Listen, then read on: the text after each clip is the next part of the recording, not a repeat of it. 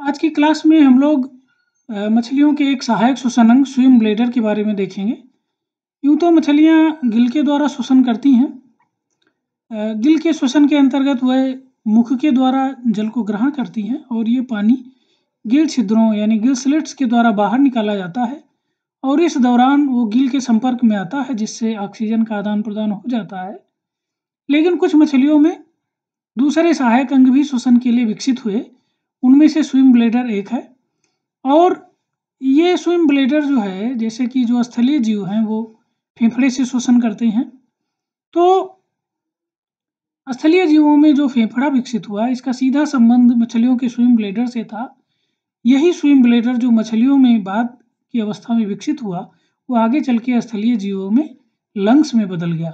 तो मछलियों में तो ये सहायक अंग के रूप में है, लेकिन आगे जैसे जैसे ये विकसित होता गया ये मुख्य श्वसन अंग बन गया। तो स्विम ब्लैडर जो है ये मुख्य रूप से बोनी फिशेज में मिलता है, आस्टिकथीज फिशेज में है, कॉन्ड्रिकथीज फिशेज में ये नहीं होता है और ये एक विकसित लक्षण है मछलियों का। तो इसके बारे में देखते हैं हम लोग। एयर ब्लैडर या स्विम ब्लैडर चूंकि हवा से भरा होता है ये, इसलिए इसे एयर ब्लैडर भी कहा जाता है।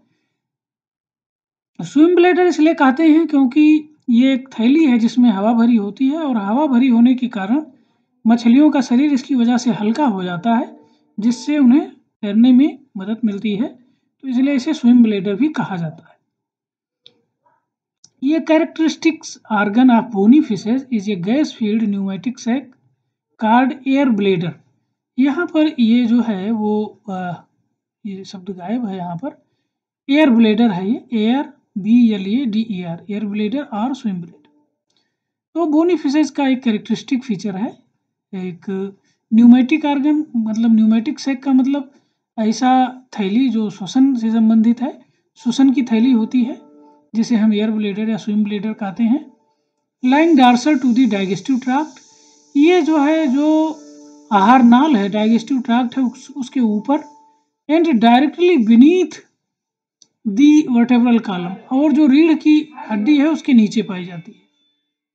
तो रीढ़ की हड्डी और मीसोनेफ्रिक किडनी के नीचे और आहार नाल के ऊपर पाई जाती है। आउटसाइड सीलोम, और सीलोम के बाहर होती है। Swim bladder does not occur in elasmobranch, elasmobranch fishes में ये नहीं होता है। However, it is found in all bony fishes except a few bottom dwellers. तो इसके अलावा इलास्मोब्रैंक को अगर छोड़ दिया जाए तो ये सभी बोनी फिशेज में मिलती हैं, केवल वह मछलियाँ जो कि समुद्र की तलहटी में रहती हैं। और तलहटी में इसलिए, तलहटी में रहने वाली मछलियों यानी कि बॉटम ड्वेलर्स में इसलिए ये नहीं होती हैं क्योंकि अगर उनमें ये होंगी तो शरीर हल्का होगा, और हल्का होगा तो वो पानी में नीचे नहीं जाएंगी बल्कि ऊपर सतह पर आ जाएंगी, तो उन्हें बॉटम एरिया में रहने में दिक्कत होगी। बायोएंसी ज़्यादा होने पर वो नीचे नहीं डूब पाएंगी बल्कि ऊपर सतह पर आ जाएंगी।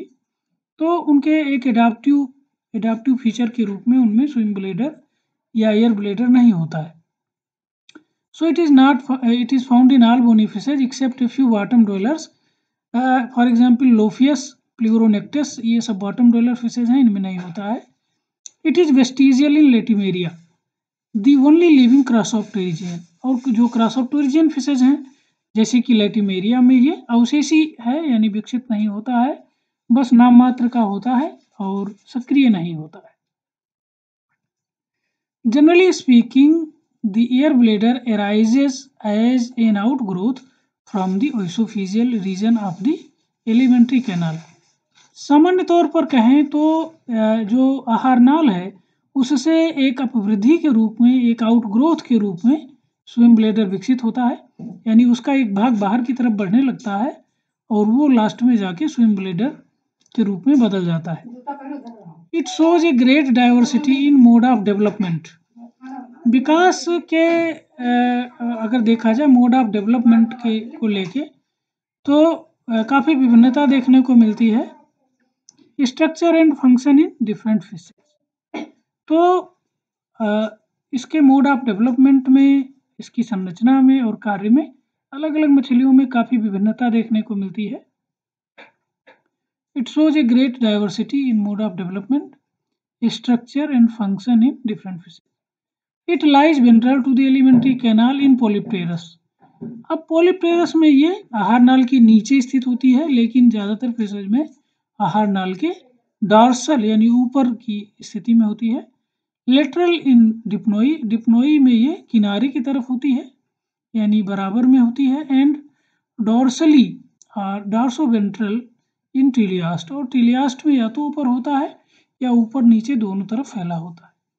तो इस तरीके से इसके पोजीशन में भी अंतर है अलग अलग फिशेज में। आगे देखिए, condition in ganoids and Dipnoi in most primitive fishes. जो प्रिमिटिव फिशेज हैं, पुरानी फिशेज हैं, उनमें the air bladder serve as an accessory respiratory organ or lungs. तो उनमें जो एयर ब्लेडर है वो एक सहायक श्वसन अंग है, एक सहायक श्वसन अंग के रूप में काम करता है। Which seem to have been its original function. तो और यह काम जो है, ऐसा लगता है कि यही इसका मुख्य काम है। Which seems to have been its original function, यानी कि मुख्य काम इसका जो है श्वसन में सहायता करना है। दूसरा, स्विमिंग में भी मदद करता है क्योंकि इसकी वजह से शरीर हल्का होता है। जैसे हम गुब्बारे के ऊपर बैठ के और यात्रा कर लेते हैं पानी में, जो बड़ी हवा से भरी थैलियाँ होती हैं, उसी तरीके से इनके अंदर जो ये एयर फील्ड बैग है, जिसको हम एयर ब्लेडर या स्विम ब्लेडर कहते हैं, उनकी वजह से इन्हें तैरने में मदद मिलती है। तो इन पोलिप्टेरस, अगर एक एग्जाम्पल लें गैनॉइड और डिप्नोई का, इन पोलिप्टेरस chondrostei, one of the most primitive bony fishes living today, it is a smooth walled bilobed sac। पोलिप्टेरस में, जो कि एक प्राचीन मछली है और आज पाई जाती है, उसमें ये चिकनी सतह का दो पिंडों का बना एक थैली होता है, एक सैक होता है, with A short left and long right lobe, जिसका जो लेफ्ट वाला भाग है वो छोटा होता है और राइट वाला भाग लंबा होता है, और opening ventrally into oesophagus by a single duct.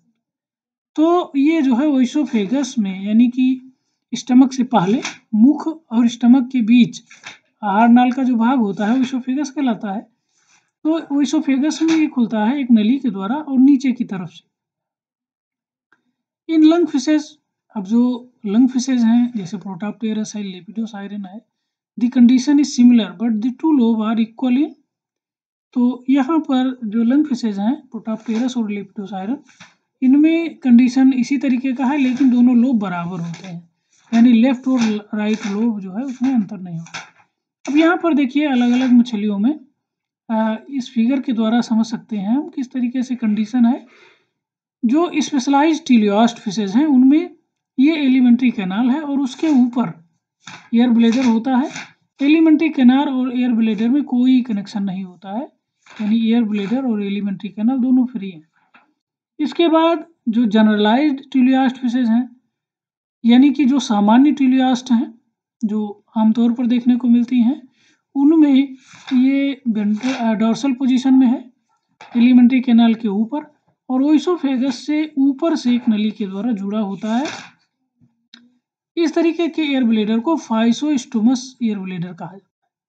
तो अगर ये ओइसोफेगस से डॉर्सल साइड से एक कैनाल के द्वारा जुड़ा होता है तो इसे हम फाइसोस्टोमस एयर ब्लेडर कहते हैं। दूसरा है इरिथ्राइनस में है ये, और इसमें ये ऊपर तो है लेकिन इसका कनेक्शन जो ओइसोफेगस से है वो किनारे से होता है, लेटरल साइड से होता है। लेटरल न्यूमेटिक और एयर डक्ट इनमें होती है। तो ये इरिथ्राइनस में है। और आगे देखिए कुछ और फिशेज में, एमिया एंड लेपिडोस्टियस में डॉर्सल पोजीशन से जुड़ा हुआ है ये, और एलिमेंट्री कैनाल के ऊपर पाया जाता है। नियोसिरेटोडस, ये एक लंग फिशेज है। नियोसिरेटोडस में जो है ये नीचे से डॉर्सल पोजीशन में तो होता है, ये जो एयर ब्लेडर है वो एलिमेंट्री कैनाल के ऊपर है, लेकिन जुड़ा जो है ये एलिमेंट्री कैनाल में नीचे से होता है। ये नली किनारे से आके और नीचे से ओइसोफेगस से जुड़ती है। तो ये नियोसिरोपोडस में है। और जो दूसरी लंग फिशेज हैं जैसे प्रोटाप्टेरस और लेपिडोसायरन में लेटरल एयर ब्लेडर है, यानी डार्सल पोजीशन में ना होके बल्कि आहार नाल के बगल में होता है ये, और जुड़ा नीचे से होता है। तो ये देखिए 2 एयर ब्लेडर हैं, दोनों तरफ है और दोनों बीच में यूनाइट होके नीचे से ओइसोफेगस से जुड़े होते हैं। तो इस तरीके से अलग-अलग फिशेज में इनकी जो पोजीशन है और अटैचमेंट है वो अलग-अलग होता है। पोलिप्टेरस और क्लैमोइथीज में भी ये नीचे से जुड़ा हुआ है। तो various types of swim bladder and lungs in fishes shown in LS left side and TS right side. तो इस तरीके की कंडीशन अलग-अलग फिशेज में मिलता है, यानी कि ओइसोफेगस से इनका जो जुड़ाव है वो डिफरेंट तरीके का होता है।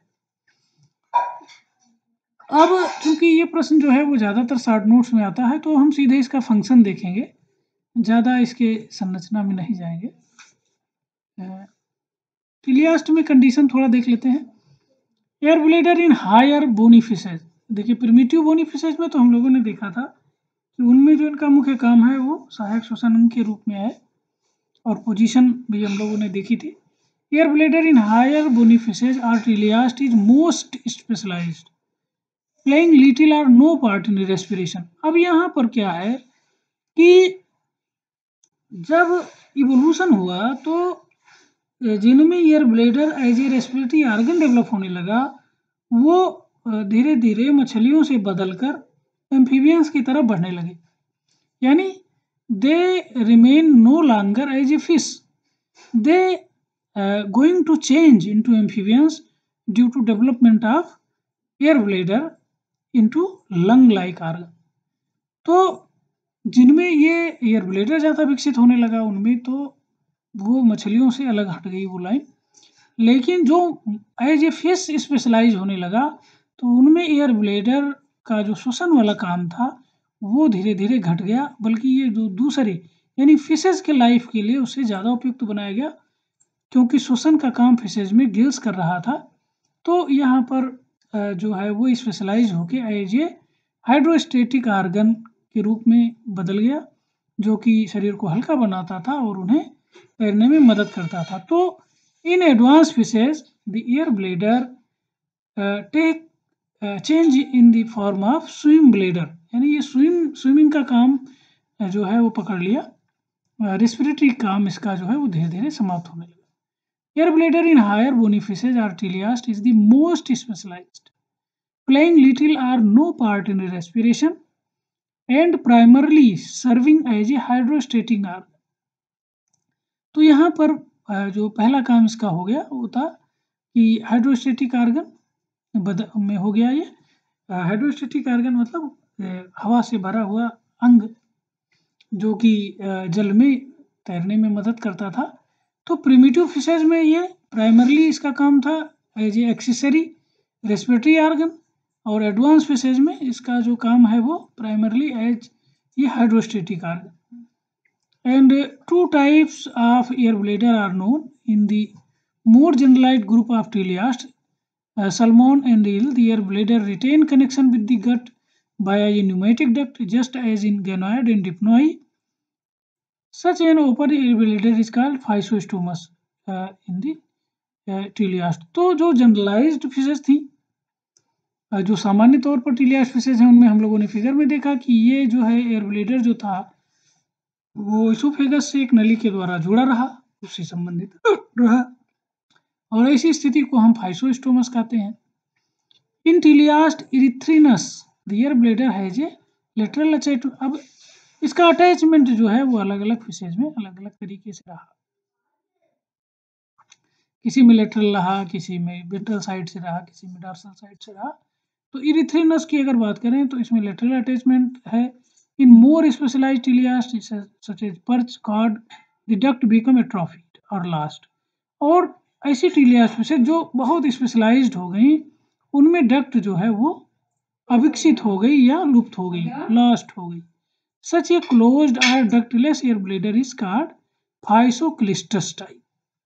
तो वो स्पेशलाइज्ड टेलियास्ट फिशेज जिनमें एयर ब्लैडर की डक्ट वो गायब हो गई और वो फ्री हो गया एलिमेंट्री कैनाल से। इस कंडीशन को हम कहते हैं फाइसोक्लिस्टस टाइप। यानी उन फिशेज में जिनमें डक्ट के द्वारा जुड़ा था वो फाइसोस्टोमस टाइप था। यहाँ पर देखिए जिनमें जो है ये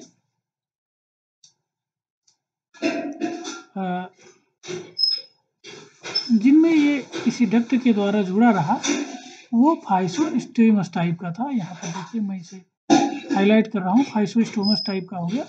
और जिनमें डक्ट समाप्त हो गया वो फाइसोक्लिस्टस टाइप का हो। It is physoclistous physoclistous. तो ये दो कंडीशन है जो कि टीलियास्ट में हम लोग देखने को मिलते हैं। स्ट्रक्चर वगैरह में ज़्यादा डिटेल में नहीं जाना है। ये जो है फंक्शन ऑफ एयर ब्लैडर देख लेते हैं, इससे प्रश्न बनता है एयर ब्लैडर और स्विम ब्लैडर। तो फंक्शन अभी ऊपर हम लोगों ने देखा कि कुछ फिशेज में it acts as a accessory respiratory organ and in some fishes it is specialized in the form of hydrostatic organ and help in the swimming of fishes. तो एयर ब्लैडर और swim bladder in fishes are associated with several function. इनके कई जो है लाभ हैं। काम देख लेते हैं। पहला तो काम रेस्पिरेशन था और ये जो है लोअर और प्रिमिटिव फिशेज में था। इन लोअर और intermediate fishes such as ganoid and lung fishes the air bladder serve as a lung. These fishes come to water surface regularly to gulp air. और देखिए जिन फिशेज में ये श्वसन का काम कर रहा है तो उनको हवा में सांस लेने के लिए बराबर पानी की सतह पर आना पड़ेगा, क्योंकि लंग्स जो है वो हवा में श्वसन के लिए उपयुक्त है। तो these fishes come to water surface, पानी की सतह पर रेगुलरली इन्हें आना पड़ता है ताकि गल्प यानी अंदर ग्रहण कर सकें एयर को। इन फाइसोस्टोमस जो डक्टलस विथ डक्ट जो डक्ट से जुड़ी हुई हैं ऐसी टीलियास्ट में which also gulp air, the bladder serve as an accessory respiratory organ। तो ये जो ब्लेडर है वो जो फाइसोस्टोमस तरीके की टीलियास्ट हैं जिनमें जो एयर ब्लेडर है वो इसोफेगस से जुड़ा हुआ है। तो देखिए मछलियों में नॉस्ट्रिल तो होते नहीं कि वो नाक के द्वारा सांस ले, इसलिए मुख के द्वारा सांस लेना पड़ता है और ये हवा मुख से होते हुए ग्रास नली में जाती है और ग्रास नली से अगर एयर ब्लैडर नली के द्वारा जुड़ा है तो वहाँ पर हवा जाती है। जो स्पेशलाइज हो गई टीलियास्ट जिनमें कनेक्शन समाप्त हो गया तो अब वहाँ पर हवा पहुँचने की गुंजाइश ही नहीं रही, तो वहाँ पर रेस्पिरेटरी रोल नहीं रहा। लेकिन जो फाइसोस्टोमस हैं विथ डक्ट जिनमें नली है तो इनमें जो है वो मुख के द्वारा हवा अंदर ग्रहण करती हैं और ये हवा एयर ब्लैडर तक पहुँचती है। इसलिए the bladder serve as an accessory respiratory organ. इसलिए इनमें जो है ये ब्लैडर एक सहायक श्वसन अंग का काम करता है। इवन इन फाइसोक्लिस्टस, जो फाइसोक्लिस्टस है जिनमें डक्ट समाप्त हो गया, the bladder is set to store oxygen to be utilized during deficiency. ऐसा कहा जाता है लेकिन ये मतलब प्रूव नहीं है कि ऐसा है, लेकिन इट इज सेड कि ये जो है ब्लैडर जो है ये ऑक्सीजन को स्टोर कर लेता है और ऑक्सीजन की कमी की दशा में मछलियाँ इसका इस्तेमाल करती हैं, ऐसा माना जाता है, but it is not proved. तो पहला काम इसका हो गया श्वसन और दूसरा महत्वपूर्ण काम हाइड्रोस्टेटिस यानी कि शरीर को हल्का बनाना। तो एयर ब्लैडर इन टीलियास्ट, और ये किस में है, स्पेशलाइज्ड टीलियास्ट में, function chiefly as a hydrostatic organ and help to keep the weight of piscine body, piscine means होता है मछलियों की body, equal to the volume of water displaced by fish। तो सीधे लिख सकते हो कि air bladder in teleost function chiefly as a hydrostatic organ and help the body to swim easily in water। Water में जो है वो आसानी से तैरने में मदद करता है।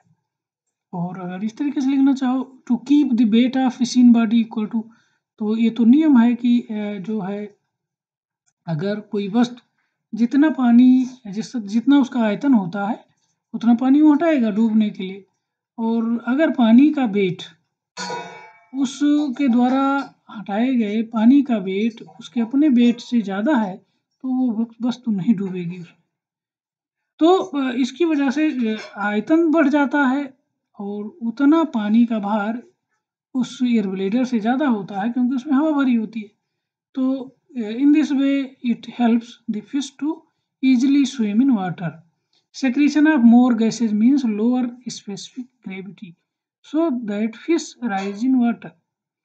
तो कुछ फिशेज में ऐसा है कि एयर ब्लेडर में एक रेड ग्लैंड डेवलप हो जाती है जो गैसों का सिक्रीशन करती है। तो इस तरीके से गैस जो है उसमें ज़्यादा होता है, गैस भरी होती है और इससे इसकी स्पेसिफिक ग्रेविटी जो है कम हो जाती है, यानी ये हल्का हो जाता है और मछलियों को पानी में ऊपर आने में मदद मिलती है। Resorption of gases means increase specific gravity and fish sink. तो जब इन गैसों को रीअब्जॉर्ब कर लिया जाता है, वहाँ से जो एयर ब्लेडर है वो पिचक जाता है, तो वॉल्यूम घटता है और फिश जो है वो आसानी से नीचे चली जाती है, सिंक हो जाती है, डूबती है। तो मछलियों को नीचे जाने में, ऊपर आने में भी ये एक मैकेनिज्म का काम करता है। Thus the fish is able to rise or sink and maintain its equilibrium or position in water without any muscular effort. तो इस तरीके से बड़ा महत्वपूर्ण हो जाता है ये मछलियों को ऊपर जाने में, सिंक करने में यानी नीचे जाने में, और बीच में किसी गहराई में रुकने में बिना किसी प्रयास के बीच में रुके रहने में इससे मदद मिलती है। तीसरा जो काम है वो साउंड प्रोडक्शन, बहुत इंपॉर्टेंट काम है और ऐसा ऑब्जेक्टिव क्वेश्चंस में आया है कि एयर ब्लेडर जो है वो क्या काम करता है। तो किसी में हाइड्रोस्टेटिक ऑर्गन, किसी में रेस्पिरेशन, किसी में साउंड प्रोडक्शन और किसी में तीनों। तो ये तीनों काम कर रहा है, ये ध्यान रखना है। अक्सर साउंड प्रोडक्शन की तरफ ध्यान नहीं जाता है हमारा। Some fishes are able to produce sound with gases inside air bladder by the use of special muscles attached to the air bladder. तो जब हम जैसे हम लोग फेफड़े से हवा बाहर की तरफ निकालते हैं, मुख को स्पेशल तरीके से फैला के या पिचका के, तो एक सीटी बजती है। इसी तरीके से मछलियों में कुछ पेशियां होती हैं जिनकी मदद से जब ब्लेडर से हवा बाहर मुख के द्वारा निकालती हैं तो ध्वनि उत्पन्न होती है। तो इस तरीके से कुछ मछलियां इसका उपयोग साउंड प्रोडक्शन में भी करती हैं। Some fishes are able to produce sound with the gases inside the air bladder by the use of special muscles attach to the air bladder. Air bladder में अटैच स्पेशल मसल्स की सहायता से ये sound production का भी काम करती है। तो बहुत ज़्यादा डिटेल में नहीं लिखना है, बस इतना ही जो है इसमें डिस्क्राइब कर देना है, बाकी अपनी जानकारी के लिए इसको पढ़ सकते हो। ऑडिशन, चौथा जो काम है इंसाइपर्निफॉर्मिस, ये series of small bones the Weberian ossicles connects the air bladder and perilymph cavity containing internal air. अब ये पॉइंट बहुत इंपॉर्टेंट है क्योंकि आगे हम लोगों को बेवेरियन ऑस्किल्स के बारे में भी पढ़ना है। ये सुनने में भी मदद करती हैं जो एयर ब्लेडर है। It also help in audition, जो तरंगे उत्पन्न हो रही हैं या कोई ध्वनि आ रही है तो उनके द्वारा, क्योंकि मछलियों में एक्सटर्नल ईयर नहीं होता कि वो बाहर से तरंगों को कैच करके और इंटरनल ईयर तक पहुंचाएं, तो ऐसे में स्विम ब्लेडर इसमें मदद करता है। और किसमें है ये इंसाइपर्निफॉर्मिस, ये series of small bones the Weberian ossicles connect the ear bladder and perilymph cavity containing internal air। तो साइपर्निफॉर्मिस में अस्थियों, छोटी छोटी अस्थियों की एक सीरीज होती है जो ईयर ब्लेडर को पेरीलिम्फ से जोड़ती है। पेरीलिम्फ कैविटी जो है वो इंटरनल ईयर का एक पार्ट है, तो वहाँ से जोड़ती है। Low frequency vibration of the contained gas induced by noise in water are transmitted by the oscills to the membranous labyrinth. Thus, these fish can hear. तो अब जो हमारा एयर ब्लैडर है वो इन छोटी-छोटी अस्थियों के द्वारा पेरिलिम्फ कैविटी से जुड़ा हुआ है और जब भी पानी में लो फ्रीक्वेंसी की ध्वनि उत्पन्न होती है तो उस फ्रीक्वेंसी के प्रभाव से ये जो तरंगे हैं ये एयर ब्लैडर के माध्यम से इन अस्थियों से होते हुए पेरिलिम्फ तक पहुंचता है और ऐसे में मछलियों को ध्वनि का आभास हो जाता है। तो यहाँ पर जो है ये ऑडिशन में भी मदद करती हैं, यानी कि swim bladder in some fishes also help in the phenomena of audition और पर्टिकुलरली इन साइप्निफॉर्मिस फिशेज। तो इस तरीके से 4 काम हो गए।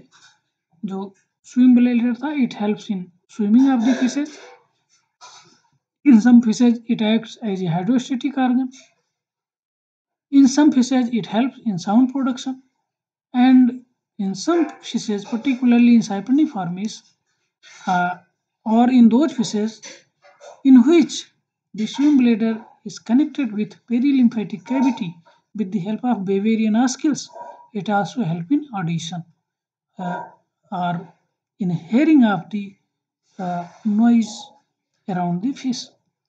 तो जिन मछलियों में बेवेरियन ऑस्किल्स होता है उनमें ये सुनने में भी मदद करती है। तो ये रहा जो है वो स्विम ब्लैडर के बारे में, अक्सर शॉर्ट नोट्स आता है।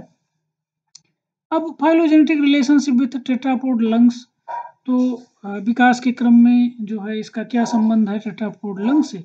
तो there is a striking similarity between swim bladder in fishes and lungs of tetrapod in origin, structure and development. तो जो टेट्रापोड हैं या जो 4 पाद वाले जीव हैं, यानी 2 हाथ 2 पैर वाले, जैसे एम्फीबियन से शुरू हो जाता है, तो उनके लंग्स में, उनमें चूंकि वो स्थल पर होते हैं उनमें लंग्स होता है, तो उनके लंग्स और मछलियों के एयर ब्लैडर में उनके स्ट्राइकिंग सिमिलरिटी होती है। किन किन फीचर्स में? ओरिजिन यानी उनकी उत्पत्ति में समानता है, संरचना में समानता है और विकास में समानता है। यानी कि टेट्रापोड का लंग्स और मछलियों का एयर ब्लैडर ओरिजिन, स्ट्रक्चर और डेवलपमेंट में काफ़ी एक दूसरे के समान है। हमने शुरू में बताया था कि यही जो स्विम ब्लैडर है ये आगे विकसित होते होते वो लंग्स में कन्वर्ट हुआ, यानी जिन फिशेज में स्विम ब्लैडर वो as a respiratory organ develop होने का रास्ता पकड़ा, ऐसी फिशेज स्पेशलाइज होते होते टेरेस्ट्रियल हो गई। वो उनमें हवा में सांस लेने की क्षमता आ गई और उन्होंने फिर पानी को छोड़ के स्थल पर आना शुरू किया, तो स्थलीय जीवों की उत्पत्ति हुई। तो फाइलोजेनेटिक रिलेशन इनका इनसे यही है। शार्ट में जो है इसको इस तरीके से जानना है, बहुत ज़्यादा इसके बारे में नहीं लिखना है। और यहाँ पे फिगर के द्वारा भी देख सकते हो, ये जो है प्रिमिटिव और जनरलाइज्ड लंग्स है और यहाँ से 2 कंडीशन उत्पन्न हुआ, पोलिप्टेरस टाइप जिनमें जो है ये से जुड़ा हुआ है और स्टर्जियन, समटिलियास्ट, और धीरे धीरे जो फिशेस एज ए फिशेस के रूप में स्पेशलाइज होती गई, उनमें जो इनका कनेक्शन था वो धीरे धीरे लास्ट होता गया और दूसरी तरफ ये जो है एक दूसरा जो डायरेक्शन में गया, तो एज ए टेट्रापोड लंग्स के रूप में ये कन्वर्ट हो। तो इस तरीके से ये जो है जो टेट्रापोड हैं उनका मछलियों से जो विकास का क्रम रहा है उसमें ये महत्वपूर्ण है। मेरे ख्याल से स्विम ब्लैडर में इतना जो है वो काफ़ी है। तो इसको जो है सब लोग तैयार कर लेंगे और इसके बाद हम लोग देखेंगे the Weberian ossicles of the fishes, क्योंकि बेवेरियन ऑस्किल्स स्विम ब्लैडर से ही संबंधित है। तो अगले